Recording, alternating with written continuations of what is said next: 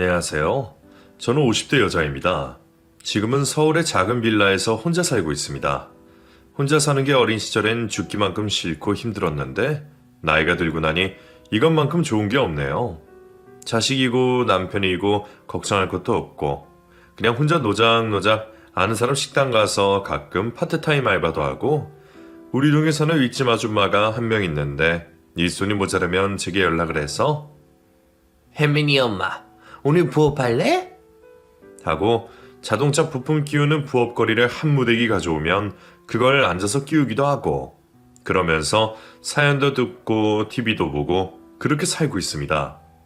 참 별거 없는 삶이죠. 근데 이게 정말 행복합니다. 너무 속 시끄럽게 살아서 그런가 아니면 그냥 저한테는 이렇게 혼자 사는 게 맞는 건가 싶을 정도로 조용한 요즘이 너무너무 좋습니다. 사실 제가 오늘 이렇게 컴퓨터 앞에 앉은 이유는 단 하나입니다. 독수리 타법에 사람들 앞에서는 말도 제대로 못하는 제가 이렇게 용기를 낸 이유. 평생 아무에게도 말 못한 제 속마음을 얘기하고 싶어서입니다. 얼마 전 딸네 집에 갔다가 딸이 그런 말을 하더라고요. 엄마, 얼굴이 왜 이렇게 울적해 보이지? 무슨 일 있어? 없어, 무슨 일은. 내가 무슨 일이 있겠어, 집에 혼자 있는데. 그러니까 혼자 있지 말고 우리 집으로 오라니까. 김서방도 괜찮다잖아. 왜 엄마가 싫다 그래? 아유, 됐어. 난 그냥 혼자가 편해. 내가 혼자 살아보니까 이거만큼 세상 편한 게 없더라. 네가 몰라서 그래. 혼자 있는 게 얼마나 편한지. 내가 지금 여기 살아봐. 다 큰 딸 뒷바라지하면서 산다고 사돈이 얼마나 날 욕하겠어. 김서방도 착하니까 별말 안 하지 얼마나 불편하겠어.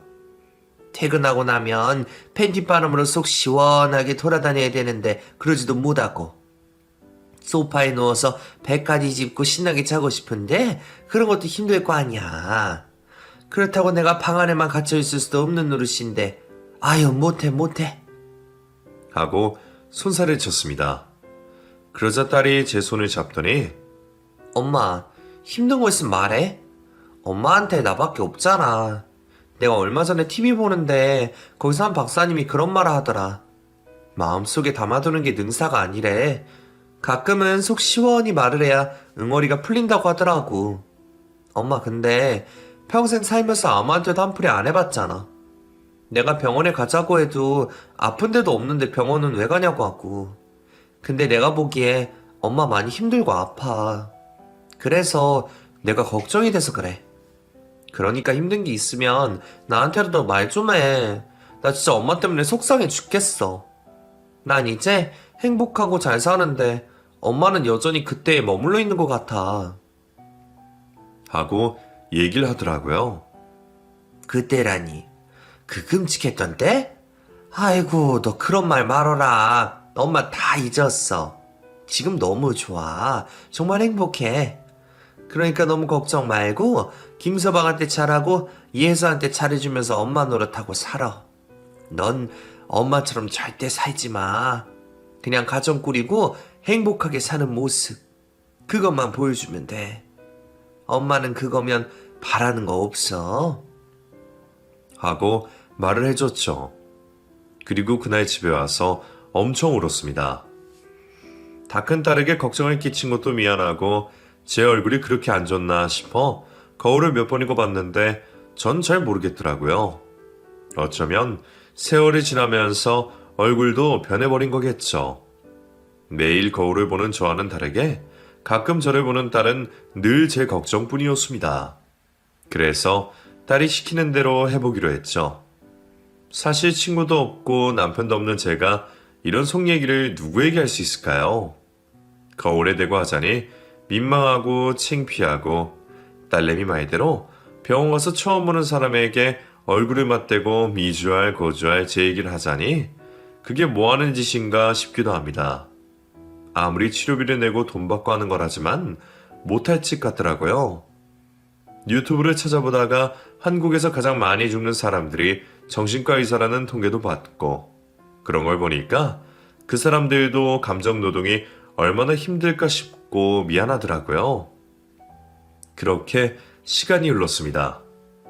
딸에게는 걱정만 남겨두고 제 마음속에는 말하지 못한 말들만 쌓여간 채 세월을 보냈네요. 그냥 딸에게 민폐만 끼치지 말자. 나중에 늙어서도 절대 손 벌리지 말자. 아프면 그냥 내가 모아둔 얼마 없는 돈으로 요양원이나 들어가자. 이런 생각을 갖고 살았습니다. 실제로도 그렇게 할 생각이고요.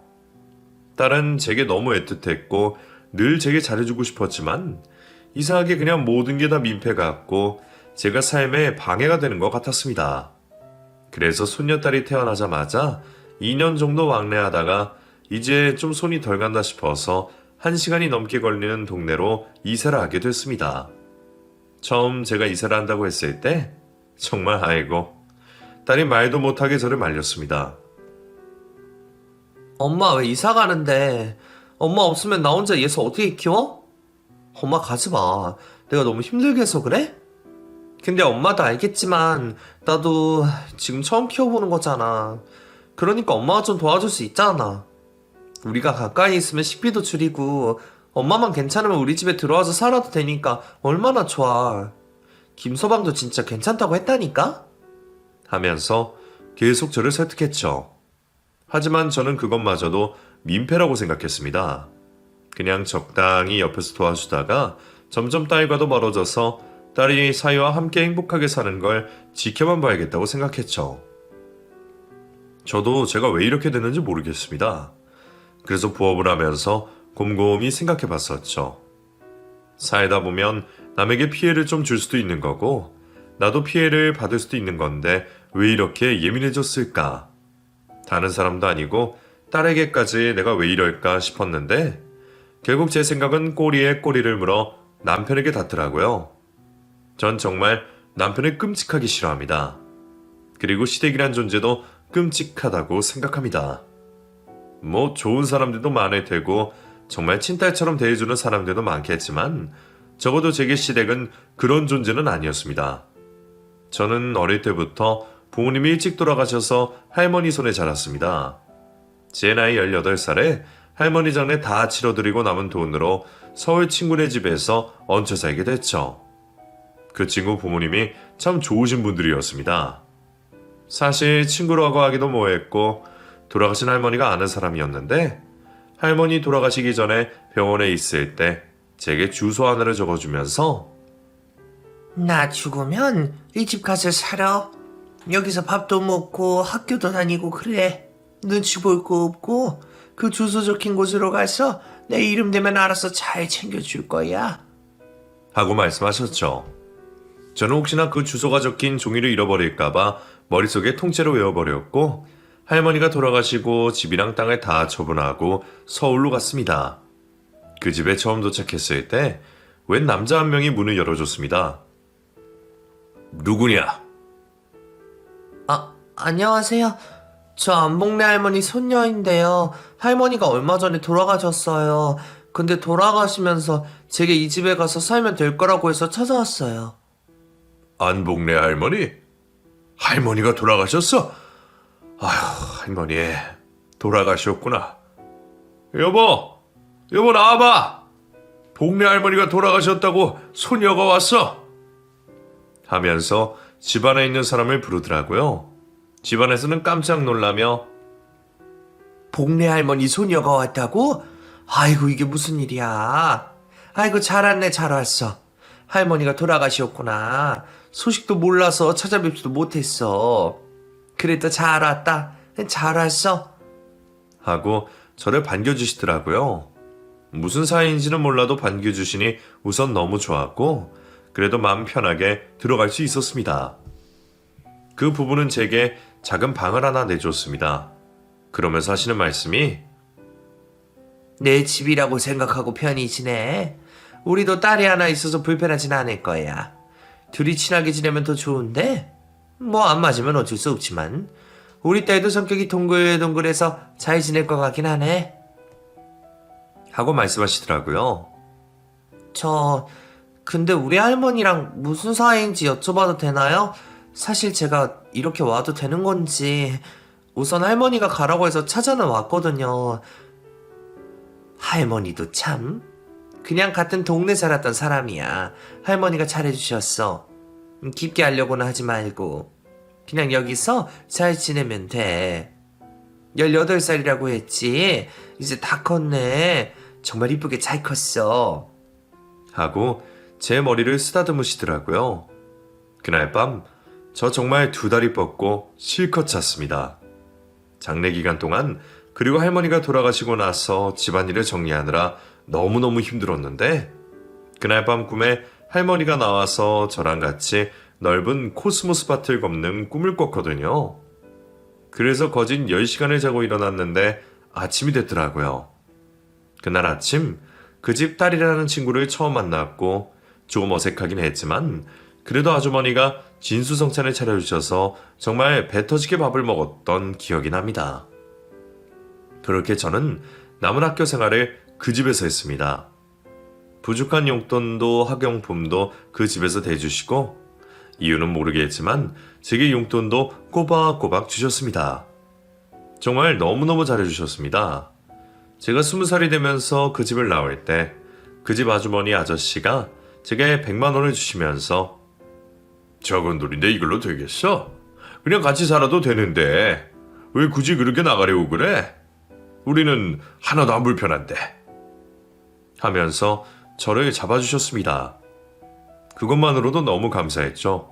정말 좋은 분들이셨거든요. 하지만 그 집에 계속 살면 제가 너무 안주하게 될 것 같았습니다. 평생 거기서 살 수도 없고 가끔 고모네 집에 왕래하긴 했지만 고모네도 불편했거든요. 그래서 저는 20살이 되자마자 바로 공장에 취직을 해서 기숙사로 들어갔습니다. 친구랑 방을 같이 썼지만 그래도 불편하지 않았고 제 공간이 작게나마 있으니 그것만으로도 좋았습니다.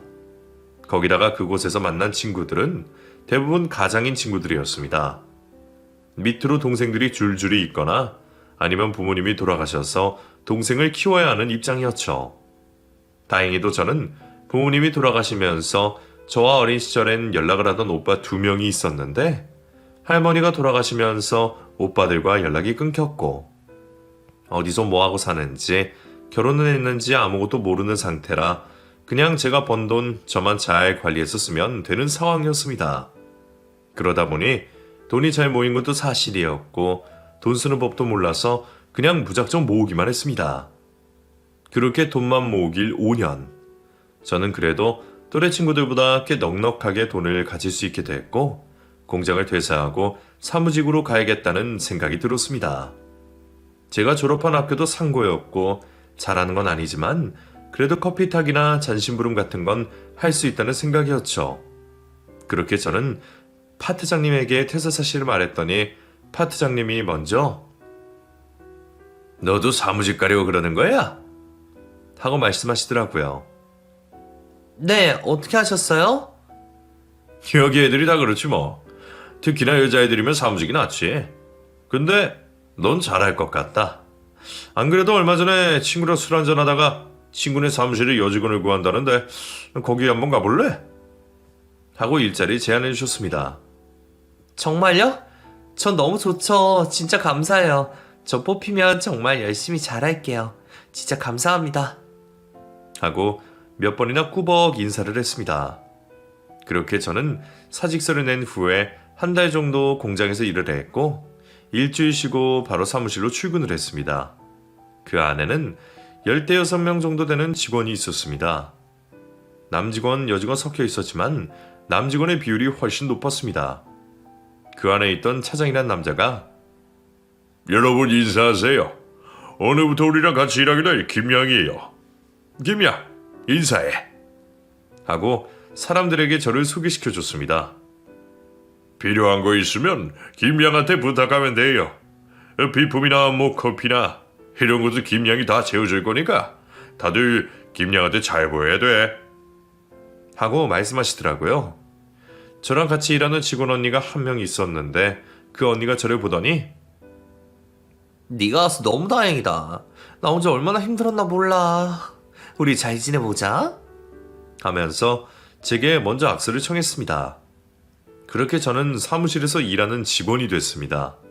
장부 정리도 하고 커피와 담배 심부름도 하고 사무실 청소도 하고 화장실 청소까지 했지만 그것마저 너무 만족스럽습니다. 가끔은 술자리에 가서 술도 따라드리고 노래도 했지만 그것도 힘들지 않았습니다. 그래도 월급이 나왔고 직장이 있다는 건 정말 행복한 일이었거든요. 하지만 제가 회사를 다닌 지 3년 만에 결국 일이 터지고 말았습니다. 그날은 회식 날이었습니다. 저랑 같이 일하는 직원 언니 한 명이 화장실에 간다더니 오질 않더라고요. 저는 걱정이 돼서 화장실로 갔고 화장실 안에서 언니는 화장이 다 번지게 울고 있었습니다. 언니, 무슨 일 있어요? 왜 그래요?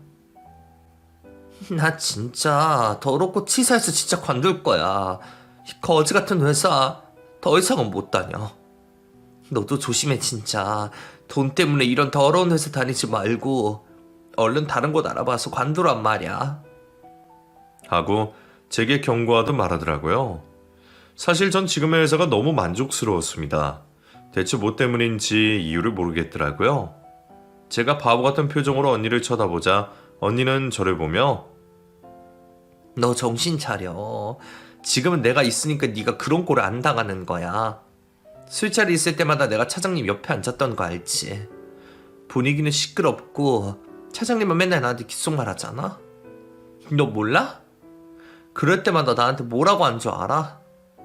자기랑 같이 모텔 안 가면 퇴직금도 안 주고 잘라버리겠대. 거기다가 우리 집 주소도 아니까 집에 찾아서 날 괴롭히겠대. 우리 부모한테도 자기랑 몇 번이나 모텔 갔다고 말할 거니까 그렇게 알고 있으라는 거야? 나 진짜 너무 끔찍해. 근데 당장 이 회사 관두면 날 받아주는 곳이 누가 있겠어? 내 나이 30도 넘었고 결혼도 못했고 남자친구도 없어. 그럼 돈이라도 벌어야 되는데 지금 내가 여기서 잘리면 나 어떡해? 나 무서워. 혹시나 차장님 사모님이 알게 되면 어떻게 되는 걸까? 나 경찰서 가는 걸까? 상간녀? 뭐 이런 걸로 잡혀가는 걸까? 드라마 같은 데 보면 나중에 나 같은 애가 어차피 버려지던데 나도 그렇게 되는 걸까? 나 어떡해. 오늘도 술자리 끝나고 차장님 차 타고 가자는데 너무 싫어. 정말 너무너무 싫어. 하고 펑펑 울더라고요. 전 처음 알았습니다. 언니에게 그런 힘듦이 있다고는 생각도 못했거든요. 저는 그 자리에서 언니를 끌고 나왔습니다. 언니 바보예요? 언니 피해자잖아요. 경찰에 신고하던지 고위 간부들한테 말해야죠. 이거 엄연한 폭력이에요. 해도 너무하잖아요. 저 내일 당장 신고할 거예요. 아니, 사장실 찾아가서 다 말할 거예요. 하고 저희 집으로 언니를 끌고 왔죠. 그리고 다음날 출근하자마자 언니 손을 잡고 사장실로 갔습니다. 그리고는 그동안 언니가 겪었던 일들을 모두 말했죠. 하지만 사장님은 기가 막히다는 듯 증거 있어? 증거 있냐고? 하면서 오히려 저희들을 구석으로 몰고 가더라고요. 저랑 언니는 그 자리에서 바로 도망쳤습니다. 솔직히 증거라는 건 없고 사장님의 아들이 차장님이었는데 그 사실을 저희 둘 다 잊고 있었습니다. 그 뒤로 저희들은 회사를 나가지 않았습니다. 사직서도 퇴직금도 아무것도 받지 못했죠. 언니는 가끔 저희 집에 찾아와 술을 마시면서 야, 그냥 우리 돈 많은 남자나 꼬셔서 시집이나 가자. 이게 뭐냐 이게. 하면서 신세한탄을 했습니다. 술도 잘 못하는 저희 둘이었지만 그래도 꾸준히 술을 마시러 나갔습니다. 그렇게 동네 술집에서 만난 게 제 남편이었습니다. 그 사람은 처음부터 적극적이었습니다. 언니와 둘이 술을 마시는 그날 남자 둘이 저희에게 접근했습니다. 그쪽도 두 분이신 것 같은데 우리랑 같이 마실래요? 하고 소주잔을 들고 왔죠. 그렇게 저희 둘은 그 두 사람과 새벽까지 술을 먹었습니다. 그리고는 그 술집에서 다음날 또 만나기로 했죠. 그 후에도 또 다음날에도 저희는 계속 술을 마셨습니다. 그렇게 일주일 정도 만남을 갖고 저희는 2대2로 찢어지게 됐습니다. 그 남자는 제게 적극적이었습니다. 제 손을 잡으며 난 너 진짜 마음에 든다. 너랑 만나보고 싶어. 하고 대시를 했죠. 저도 그때 뭐에 미쳤었는지 그 사람의 고백을 받아들였고 그렇게 저희는 연인이 됐습니다. 그 사람은 그래도 꽤 사는 집의 아들이었습니다. 항상 저희 집에 저를 데려다 주다가 그 사람이 집에 뭘 두고 왔다면서 저를 데리고 자기 집 앞으로 갔습니다. 대궐 같은 큰 주택은 아니었지만 제가 사는 집보단 훨씬 좋아 보였고 저는 평생 모아도 그런 집에선 살 수 없을 것 같았습니다. 그렇게 서류 하나를 가지고 오더니 이거 좀 회사에 두고 가자 하고 저를 회사까지 태우고 갔습니다. 회사도 저희 회사랑 잽도 안 되게 크더라고요. 그걸 보고 이 사람 정도면 연애도 결혼도 괜찮다는 생각이 들었습니다. 물론 저와 그 사람이 결혼을 해줄지 모르겠지만 그래도 그 사람이 저를 참 많이 좋아해 줬습니다. 그렇게 연애한 지 1년. 그 사람이 먼저 제게 말하더군요. 우리 부모님이랑 식사 한번 할래? 너 보고 싶다고 하셔서 하며 저를 데려가려고 하는 겁니다. 이거 지금 결혼하자는 거야? 넌 결혼 생각 없어? 하고 제게 반문하는데 아무 말도 못하겠더라고요. 프로포즈 치고는 좀 심심했지만 그래도 저한테는 과분한 남자였으니 저는 별말 않고 남자친구를 따라갔죠. 그런데 세상에 부모님도 너무 온화하시고 저를 정말 반갑게 맞아주시더라고요. 그렇게 밥을 먹고 나와 저는 남자친구를 붙잡고 펑펑 울었습니다. 내 사정 뻔히 아시는데도 이렇게 반겨주실 줄 몰랐어. 나 정말 복받은 애인가 봐. 하면서 너무 고맙다고 울었네요. 그렇게 저희 두 사람의 결혼식 비용과 신혼집까지 전부 시댁에서 마련해 주시고 저는 정말 몸만 들어갔습니다. 그리고 결혼한 지 4개월 만에 저희에게는 예쁜 아이가 생겼죠. 모든 게 순조로웠습니다. 너무 좋은 시댁 식구들과 멋진 남편, 그리고 임신까지. 정말 결혼을 하고 나서 모든 게 다 술술 풀리더라고요. 하지만 아이를 낳고 키우느라 정신없이 시간이 흘러갔고 솔직히 남편이 어떻게 일을 하는지 영업이라고 했는데 무슨 영업을 하는지 대충 얘기만 듣고 정확히 확인해 보진 않았습니다.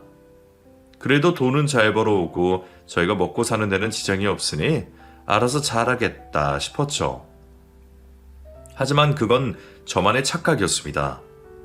결혼하고 아이를 키우며 정신없이 시간을 보내는 동안 남편과 시댁에서 엄청난 계략을 짜고 있었더라고요. 사건의 시작은 남편의 회사였습니다. 저도 모르는 사이 남편은 이미 회사 돈을 몇 번이나 횡령한 죄가 있어서 법정에 선 기록이 있었습니다. 전 이 사실을 우연히 알게 됐습니다.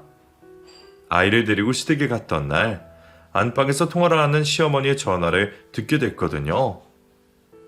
우리가 모르는 사이도 아니고 그 돈은 내가 갚는다고 했잖아. 우리 아들이 그렇게 손버릇이 나쁜 애가 아니라니까?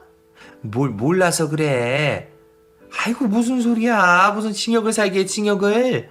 앞내 창창한 애 앞길 막지 말고 합의하자고 합의. 하면서 큰 소리로 통화를 하더라고요. 저는 조심스레 안방문을 열고 어머니 그게 무슨 소리예요? 하고 물었더니 어머니가 깜짝 놀라 전화를 끊으시더라고요. 그리고는 저를 자리에 앉히시는 겁니다. 어차피 너도 알아야 할 일이니까. 종현이가 지금 사기죄에 휘말렸어. 아유 머리가 복잡하네 진짜. 그쪽에서는 종현이를 고소한다고 하는데 이게 어떻게 될지 모르겠다. 머리가 터지겠다 터지겠어. 하고 말을 하더군요. 얼마나 횡령했는데요. 이게 무슨 말이에요? 돈이 꽤 커. 몇 억 되나 봐. 얘가 진짜 왜 이러나 모르겠다. 저번에도 이러더니 또 이러네. 그래도 고맙게 그 회사가 우리 남편 아는 사람 대표로 있어서 그냥 눈 감고 몇 번 넘어가 준 것 같은데 이번엔 그게 안 되나 봐. 아이고 코리아. 하고 드러누워 버리더라고요. 저는 아이를 안고 나와서 남편에게 전화를 걸었습니다. 여보 지금 어디야? 어머님이 무슨 말을 하시는 거야? 당신 회사 돈 횡령했어? 지금 어딘데? 나 지금 집에 못 가. 내가 주소 불러줄 테니까 당신이 여기로 좀 와줘. 하고 제게 말하더라고요. 남편이 불러준 주소는 충청도의 작은 시골 마을이었습니다. 저는 아이를 시댁에 맡기고 바로 남편을 만나러 차를 끌고 갔습니다. 그렇게 2시간을 넘게 달려 도착한 곳에는 남편이 혼자 있더군요. 그리고 제게 큰 가방 하나를 건네줬습니다. 당신 이거 좀 갖고 있어. 우리 외국으로 도망가자. 이 돈이면 우리 먹고 사는데 지장 없을 거야. 거기서 애도 키우고 장사하면서 살면 돼. 하고 말을 하는 겁니다. 무슨 소리야? 당신 미쳤어? 갑자기 왜 이래? 당신 이런 사람 아니잖아. 여보, 제발 정신 차려. 이 돈 다시 다 돌려주고 우리 좀 제대로 살자. 그냥 자수해. 하고 남편을 설득했죠. 하지만 남편은 뭐에 미쳐 있는 건지 눈알이 돌아간 사람처럼 보였습니다. 여보, 나 이 돈 없으면 안 돼. 그러니까 제발 내가 시키는 대로 해. 나 지금 자수하면 바로 깜빵 가야 돼. 그러니까 제발 당신 이 돈 갖고 있다가 내가 전화하면 나와. 알겠지? 하고 제게 돈을 넘기고 갑자기 어디론가 뛰어가더라고요. 제가 알던 남편이 아니었습니다. 정말 너무 낯선 모습이었습니다. 저는 너무 무서워서 그 돈을 갖고 우선 시댁으로 갔습니다. 그리고는 어머니께 말씀드렸죠. 어머니, 그이가 제게 돈을 줬어요. 엄청 많이요. 이거 어떡해요? 신고해야 되는 거 아니에요? 그이한테 자수하라고 했는데 그럴 마음이 없나 봐요. 그렇다고 해서 계속 도망 다닐 수는 없잖아요. 사람들이 찾는 거 아니에요? 찾긴 뭘 찾죠. 찾기까지 어차피 시간도 오래 걸리고 지금 당장은 우리 애가 어디로 갔는지 찾는 게 먼저인 것 같은데. 아유, 모르겠다. 나도 정말 어떻게 이런 일이 있는 건지. 하고 가슴을 치더라고요. 그러다가 무슨 생각이 번뜩 났는지 근데 넌 혹시 경찰서 가본 적 없지? 하고 제게 묻는 겁니다. 없죠. 제가 경찰서 갈 일이 뭐가 있어요. 그치? 없겠지. 만약 이번에 또 잡히면 우리 아들 징역인데.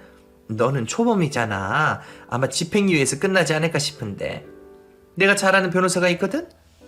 네 남편 살려야 될 거 아니야. 한 번만 어떻게 안 될까?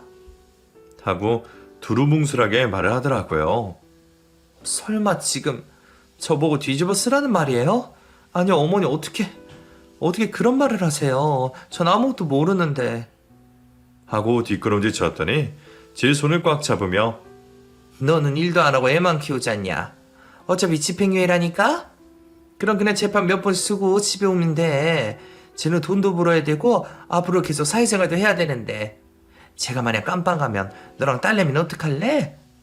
내가 다시는 이런 일 없게 교육 잘 시킬게. 그러니까 한 번만 자수해주면 안 될까? 초보면 어차피 징역 갈 확률도 없어. 하고 저를 설득하는 겁니다. 저는 아무 말도 하지 못했습니다. 솔직히 어머니 말이 틀린 건 없었거든요. 그리고 집행유예라고 하니까 솔직히 겁날 것도 없고 제 아이가 아빠 없이 크는 건 정말 죽기보다 싫어서 저도 눈 딱 감고 한 번만 덮어쓰기로 했습니다. 솔직히 많이 고민할 문제도 아니었습니다. 그냥 바로 그러겠다고 했죠. 경범죄라고 생각했거든요. 하지만 현실은 달랐습니다. 제가 자수를 했던 날 남편은 시어머니와 통화를 해서 제가 자수했다는 걸 알게 됐고 회사에 다시 돌아가겠다고 하더군요. 제가 경찰서에 찾아갔더니 이미 신고가 되어 있는 상황이었습니다. 혹시나 저는 일말의 기대를 했습니다. 제가 자수를 하면 경찰들이 의아해하지 않을까 싶었는데 웬걸 일이 10개월 돼서 그런지 저와 남편과의 관계를 확인하고는 다시 연락 주겠다고 하더라고요. 그렇게 저는 집으로 돌아와 몇 번의 재판에 참석했습니다. 그리고 최종심 날 너무나 충격적인 결과를 안게 됐습니다. 변호사 역시 가망이 없다고 했고 징역 3년이라는 벌을 받게 됐습니다. 너무 억울했습니다. 정말 가슴이 미어질 정도로 억울했습니다. 분명 집행유예일 거라고 했는데 회사 돈 몇 억 횡령했다는 이유로 징역 3년이라니. 몇 번이고 반복하고 싶었지만 제 입으로 뱉어낸 거라 되돌릴 수도 없었습니다. 남편과 시어머니는 제 앞에서 눈물을 보이고 있었습니다. 괜찮다고. 금방 시간이 흘러갈 거라면서 저를 위로해 줬습니다. 납득할 수 없었지만 제가 할 수 있는 게 없었습니다. 마치 모든 것들이 다 연극 같았거든요.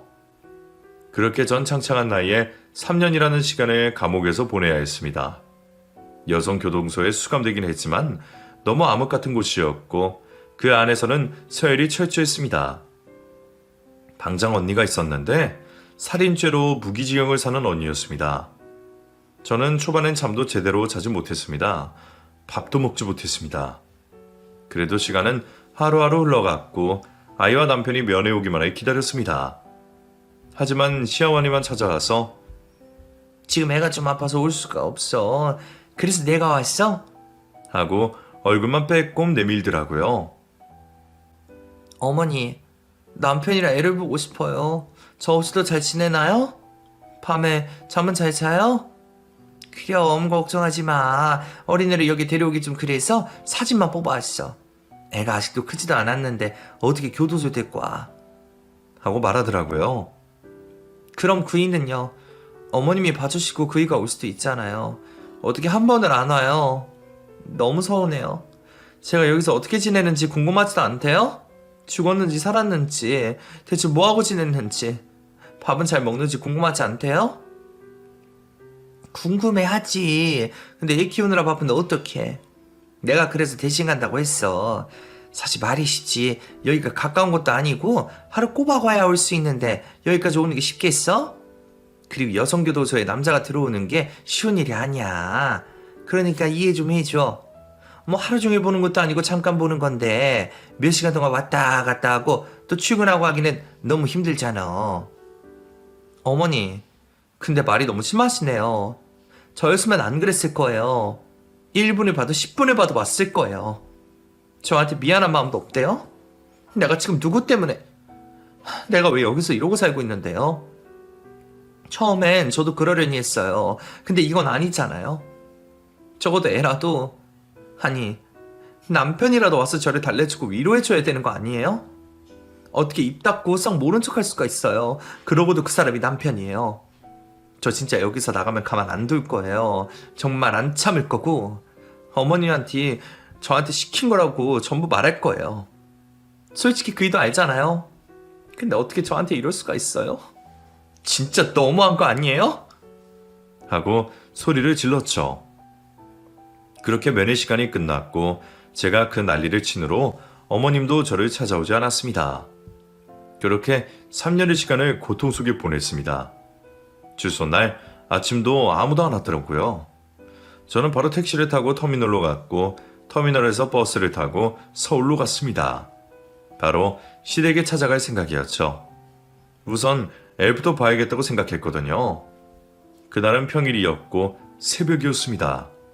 저는 새벽 일찍부터 시댁 문을 두드렸죠. 어머니 저 왔어요. 문 좀 열어주세요. 하고 문 앞에서 계속 두들겼죠. 그런데 그때 차 한 대가 들어오더라고요. 그때가 아침 7시쯤이었는데 이 시간에 누구지 하고 저도 모르게 기둥 뒤에 몸을 숨겼습니다. 그런데 다름 아닌 남편이었습니다. 여보, 여보. 하고 저는 먼저 가서 인사를 했는데 남편이 깜짝 놀래더니 뭐야 너 출소했어? 하고 묻더라고요. 저는 반가운 마음에 남편을 와락 끌어안았고 남편은 놀래서 우선 들어가자. 집으로 들어가. 지금 여기서 이러지 말고 들어가. 하면서 저를 끌고 들어가더라고요. 그렇게 저는 남편 손에 이끌려 집으로 들어갔고 어머님은 진작에 일어나셨는지 밥을 준비하고 계시더라고요. 어머니 저 왔어요. 왜 일어나셨으면서 문 안 열어주세요? 제가 몇 번이나 두들겼는데요. 하고 집에 들어갔더니 깜짝 놀라서는 아니 너네 둘 어떻게 같이 들어와? 하며 놀라는 겁니다. 앞에서 만났어요. 아 배고파. 우리 밥 먹으면서 얘기할까요? 사실 출소하기 전에는 정말 화가 나서 집에 도착하자마자 바로 다 엎어버리고 싶었는데 막상 얼굴 보니까 진짜 반갑고 좋네요. 이런 게 가족인가 봐요, 그쵸? 와, 정말 진수성찬이다. 저 오늘 오는 거 아셨어요? 맛있겠다. 교도소밥이 진짜 맛없어요. 저 살 빠진 거 보이시죠? 거의 2년 넘게 못 만났으니 얼굴도 많이 변했는데 저 좀 달라진 거 없어요? 하고 저 혼자 신이 나서 막 떠들어댔습니다. 그런데 가족들 반응은 영 저를 반기지 않는 느낌이더라고요. 그래도 전 철판 깔고 웃으며 지냈습니다. 너무 보고 싶던 딸도 만나고 딸아이 역시 너무 많이 커서 처음엔 낯을 좀 가렸지만 금방 저랑 친해져서 제 품에 안겨 자고 먹고 울기도 했습니다. 그렇게 한 달 정도 그 집에서 지냈습니다. 그런데 한 달 동안 남편이랑 같이 침대 위에서 잠을 잔 게 손을 꼽을 정도로 남편은 집에 들어오지 않았습니다. 어머니, 혹시 남편 오늘도 늦어요? 일이 바쁜가 보더라. 그리고 너네도 슬슬 이제 다시 집을 옮겨야 하지 않겠어? 전 그러고 싶은데 남편을 만나기가 힘드니까 이런 얘기를 상의하기도 힘드네요. 오늘은 얘기해 볼게요. 하고 말을 마무리했습니다. 그리고 그날 밤 저는 밤새도록 남편을 기다렸지만 남편은 아침 7시나 돼서 집에 들어왔습니다. 당신 왜 이렇게 늦어? 무슨 일 하는 거야? 그런 게 있어. 말 걸지 마. 하고 남편은 그대로 잠자리에 들었습니다. 저는 남편이 잠든 사이 가방도 뒤져보고 옷 속까지 전부 뒤적거렸지만 별 증거라고 할 만한 것도 없었습니다. 남편을 의심하긴 싫었고 제가 출소만 하면 저희 가족 정말 행복하게 살 수 있을 줄 알았는데 이게 참 마음처럼 안 되더라고요. 결국 저는 남편에 대한 의심을 멈추지 못해 남편을 미행하기로 했습니다. 그날 남편을 따라 출근을 했고 퇴근 시간까지 그 앞에서 기다렸죠. 그런데 남편이 퇴근을 하고 동료 차를 타고 가더라고요. 그리고는 인적도 드문 시골길을 따라갔고 그 안에 작은 건물이 하나 있었습니다. 여자 동료와 같이 차를 타고 갔는데 처음에 저는 바람이 났다고 생각했습니다. 그래서 증거를 찍을 카메라와 녹음기까지 전부 챙겨갔는데 세상에 남편이 들어간 곳은 모텔도 아니고 그냥 건물이더라고요. 이 새끼 취향 독특하네. 이런 생각하며 남편에 따라 지하 계단에 내려갔는데 세상에 저는 눈앞에 펼쳐진 광경을 보고 믿을 수가 없었습니다. 그곳엔 수십 명의 사람들이 드글드글하게 모여 있었고 다 모여서 도박질을 하고 있더라고요. 추레한 옷차림의 저를 보고 앞에 서 있던 가드가 어떻게 오셨어요? 하고 묻는데 저는 저 멀리 걸어가는 남편의 뒷모습을 보며 내 남편이에요. 경찰 부르기 전에 이거 봐요. 하고 남편을 뒤따라 들어갔습니다. 이런 것은 처음이었습니다. 남편은 자리에 앉자마자 자켓을 벗고 화투장을 들고 도박질을 시작했습니다. 큰 가방 안에서 현금을 가득 꺼내서 상의에 올려두고 신나게 치더라고요. 저는 그 자리에서 바로 경찰을 불렀고 그 자리에서 남편을 바로 검거했습니다. 경찰서까지 끌려간 남편은 눈이 돌아가서 진짜 미친 사람 같더라고요. 그리고선 저한테 마지막으로 하는 말이 너 지금 나한테 복수하는 거야? 어? 너 깜빵 가고 싶어? 한 번 더 가고 싶냐고 하면서 제게 소리를 지르더라고요. 도박에 빠지면 부모도 못 알아본다고. 그렇게 남편이 경찰에 신고하고 나서 시어머니한테 전화를 걸었더니 기가 막히게 저를 원망하시더라고요. 전화기에 대고 소리를 지르면서 부모인 너도 가만히 있는데 네가 뭔데 나서서 지랄이야 지랄이에요? 너 당장 집으로 와. 지금 당장 와. 하면서 제게 소리를 지르는데 기가 막혔습니다. 저는 그 전화를 받고 바로 집으로 가서 시어머니가 뭐라 하던 말던 제 애를 데리고 밖으로 나왔습니다. 당장 갈 곳도 없고 해서 여관방과 호텔을 전전하다가 갖고 있는 돈으로 작은 월세집을 구했고 남편과는 이혼 준비를 시작했죠. 그렇게 저는 결혼생활 5년도 안 돼서 남편과 이혼을 했고 남편은 도박과 사기 그리고 횡령죄로 징역 5년을 살게 됐고 초범도 아니라 죄목이 무거워 벌금까지 내게 됐죠. 하지만 더 웃긴 건 본인들 잘못을 모르는 시댁 식구들과 남편은 그 이후에도 지속적으로 제 탓을 하며 양육비도 줄 수 없고 합의 이혼을 해야 한다며 말도 안 되는 소리들을 해댔죠.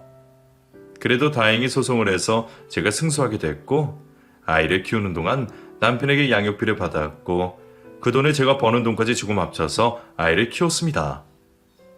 지금 그 아이가 커서 결혼도 하고 아이도 낳고 정말 행복하게 잘 살고 있습니다. 제가 아이를 키우면서 느낀 점이 세상엔 자격도 안 되는 부모가 정말 많다는 겁니다. 저도 물론 부모 자격이 충분한 사람은 아닙니다. 아이를 너무 부족하게 키웠으니까요.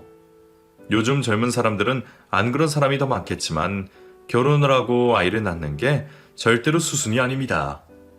자기가 책임질 수 있는 자녀를 낳아야 하고 그에 따른 대가도 치러야죠. 그래야 인생 잘 살았다고 생각이 들 테니까요. 물론 저도 잘난 부분은 아니지만 사랑만으로 아이를 키울 수 없다는 거, 그리고 사랑만으로 남편과 살 수 없다는 걸 뼈저리게 느꼈던 기억이 납니다. 그 뒤로 저는 여전히 혼자 살고 있습니다. 재혼은커녕 남자는 꼴도 보기도 싫고 혼자인 지금이 너무 좋고 행복하네요. 아마 혼자이신 분들은 제 마음을 너무 잘 아실 거라 생각합니다. 앞으로도 저는 지금 같은 인생을 유지하려고 합니다. 더 행복해지려고 하지 않고 잘 살려고 아등바등하지 않고 그냥 지금처럼만 살아가겠습니다. 긴 사연 들어주셔서 감사합니다. 모두 행복하세요.